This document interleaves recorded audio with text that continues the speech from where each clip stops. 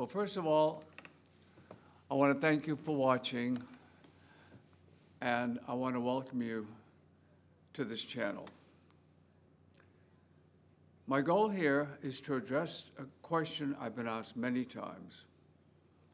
How do you get an idea for writing a play? And my answer to that is another question. What makes any of you, and perhaps all of you have done this, take a picture on your cell phone and then want to share it with others? I think you'll agree with me that the reason you do that is because someone has attracted you enough, has triggered an emotion, either it's laughter or hate or pride or regret and even applause, and you want to send those pictures, share those pictures with others in hopes that it will elicit the same sort of emotional experience that you had. Well, that's essentially the answer to what motivates me for writing a play. It's simply that I've seen something or I've heard something that triggered feelings of love, hate, or whatever the experience was, and they motivated me to capture it and want to share it. But unlike the pictures you've taken, the best way for me to capture it is in play form. I think I can explain that best if I share with you the ideas I've had in writing each of my 9 plays. They'll all be presented on this channel in a trilogy series. There will be 3 of them which are already available for you for viewing on this channel. And then there'll be 3 of them that'll be presented in September and October and November. And then the final 3 in March, April, and May.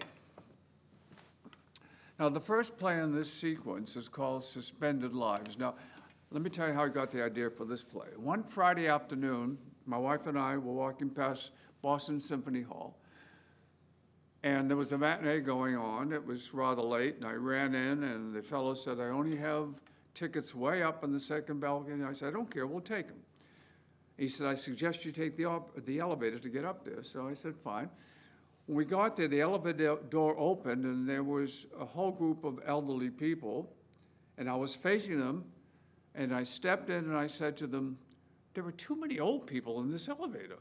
And they all started to laugh. So I leaned over to my wife and I said, "If this elevator ever got stuck, it would be a hoot."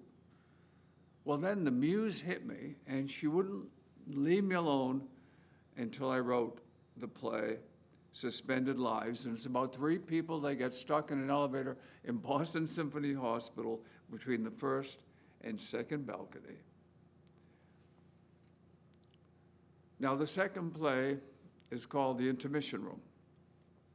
What sparked that idea was one afternoon, again, it was a matinee, a play either on Broadway or maybe in the West End in London, I can't remember. And I was late getting back to the final act, and the bell was ringing, "Get to your seat, get to your seat." And I was just getting into the door before they closed them, and I looked in the intermission room.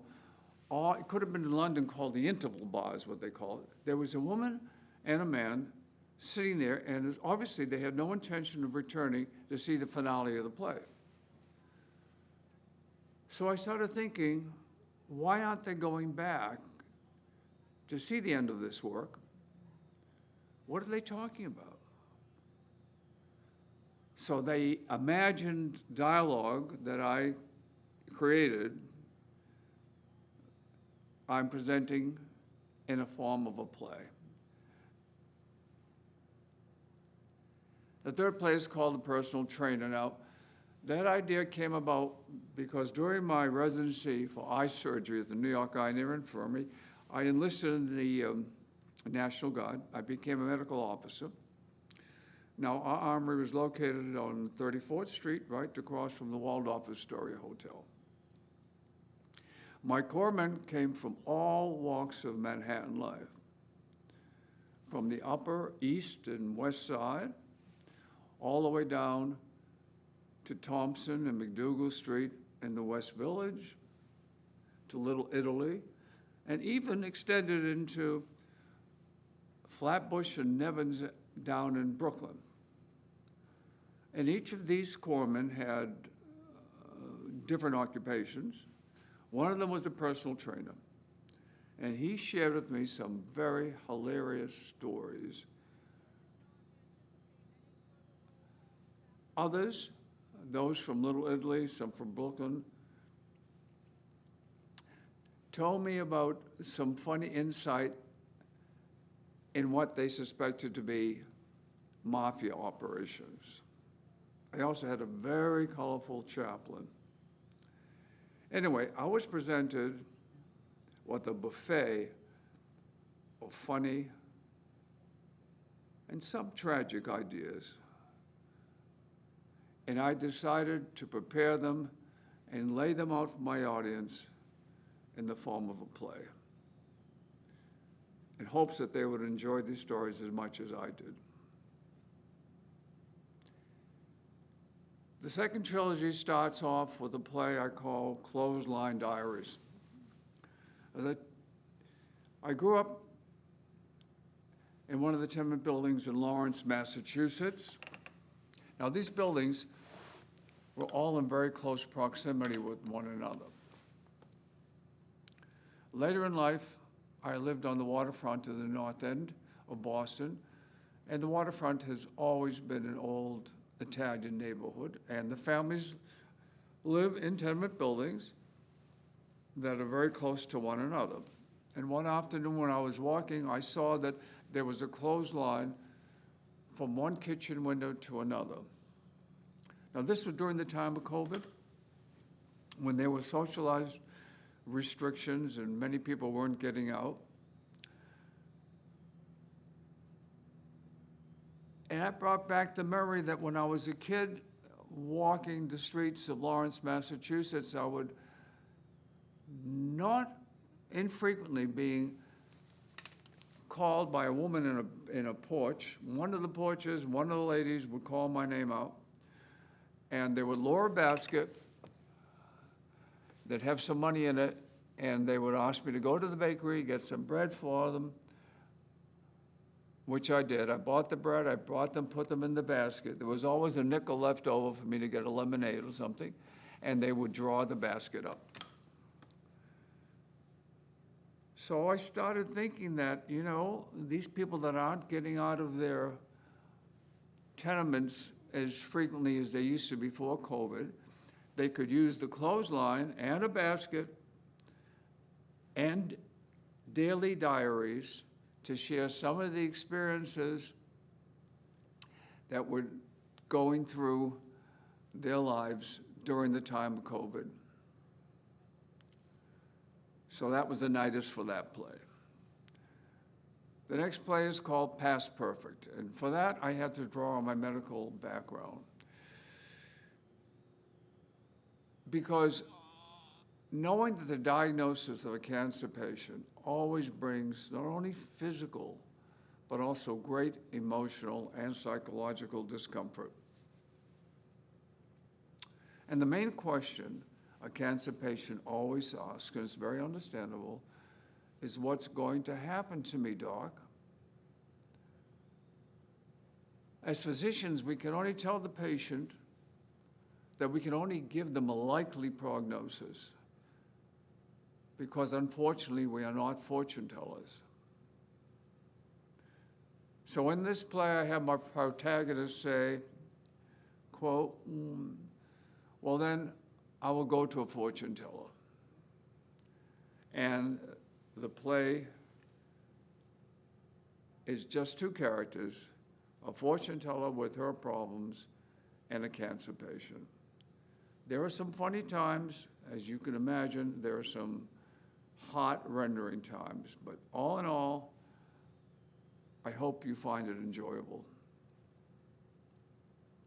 The next play is called Worth Avenue Quartet, and that idea came to me one early morning when I was walking up Worth Avenue, which is the Fashion Avenue in Palm Beach, Florida, I was on my way to a Starbucks. And all the fashion boutiques, the Gucci's, the Ferragamos, the Ralph Laurens, they were all closed, except one of them had a light on, and in the back I can see a woman working very hard, concentrating on something in front of a computer screen.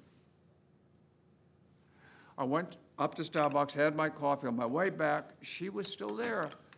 And I wondered why, with no one else in any of these boutique buildings, was she there? Now, was she there very early, or had she been there all night? I got interested in what may have occasioned this, and I came up with an idea that allowed me to write the Worth Avenue Quartet. The next series of 3 plays starts off with curtain calls at the Encore Rest Home.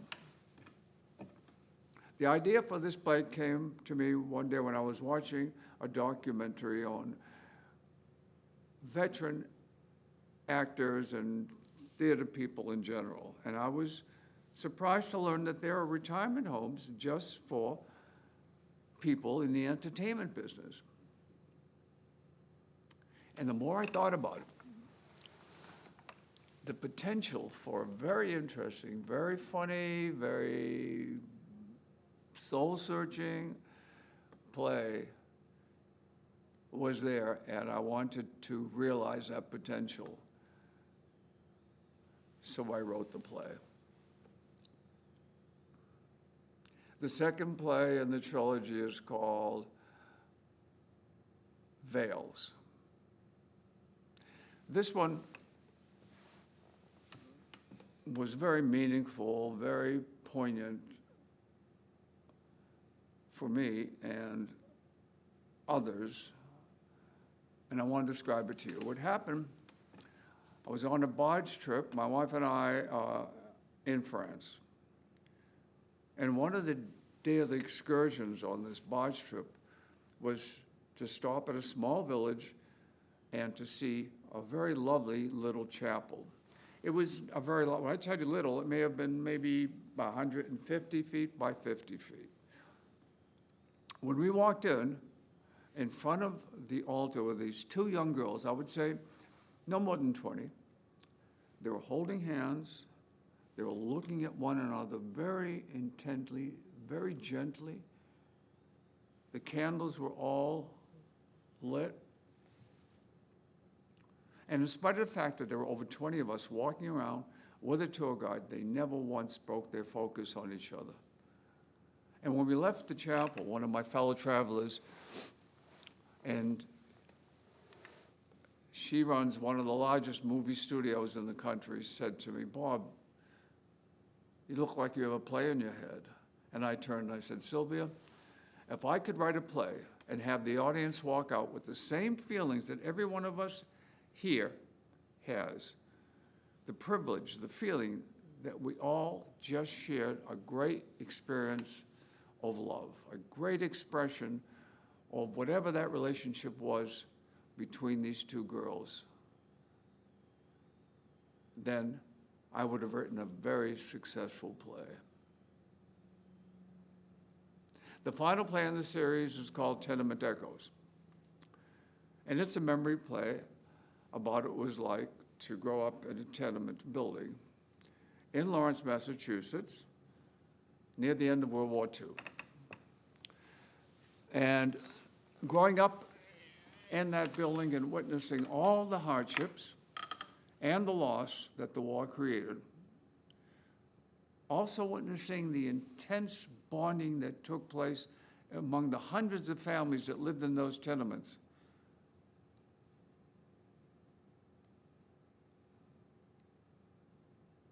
I wanted to share that somehow.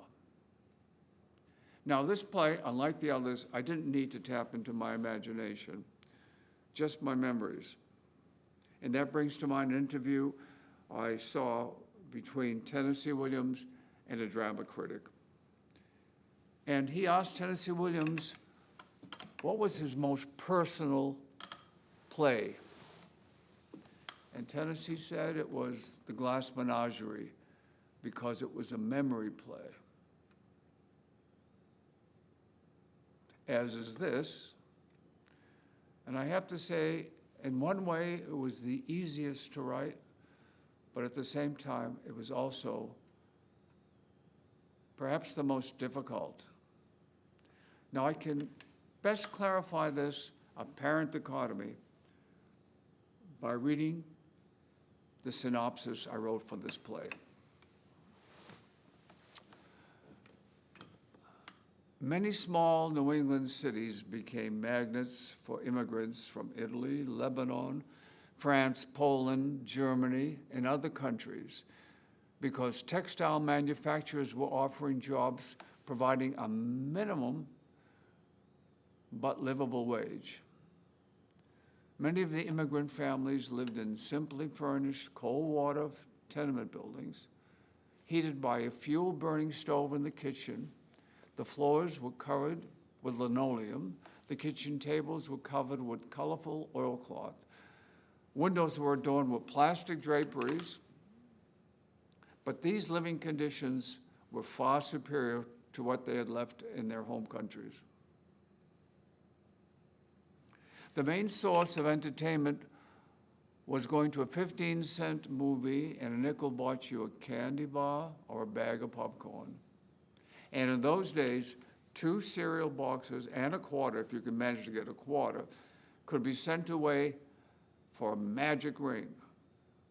A ring that glowed in the dark, which allowed you to send signals, and also it had a secret compartment.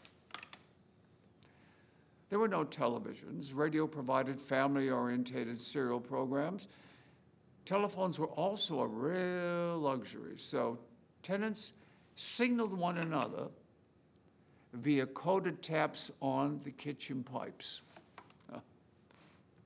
We had patched trousers, darn socks, hand-knit gloves, scarves and hats, and cotton house dresses were about as haute couture as it got, except for hand-me-down Sunday suits for the boys and handmade special dresses for the girls. Despite the privation, their emotional world was like that of any family anywhere, because regardless of wealth and status, love, laughter, tears, pain, they're all experienced the same, whether you're wearing a tattered cotton hat or a diamond tiara. World War II imposed other hardships, with many first-generation young men being drafted and too many of them returning wounded and some not returning at all. The Western Union boy became the harbinger of fear and loss because he inevitably brought a telegram saying, quote, missing in action, or quote, wounded in action. Because of language and cultural barriers, ethnic communities socialized among themselves. The lifestyles of each tenement was so similar that going from one to another was seamless. In the Lebanese community, there was always a pot of coffee brewing. There was always a dish of olives, some cheese or yogurt, and a loaf of fresh baked bread on the table. There were nightly card games followed by grilled cheese sandwiches and stories about the old country. And all of these things that I've described, to me, are tenement echoes. Now, before concluding, I'd like to know if any of you would be interested in hearing some of the techniques that have worked for me in writing a play.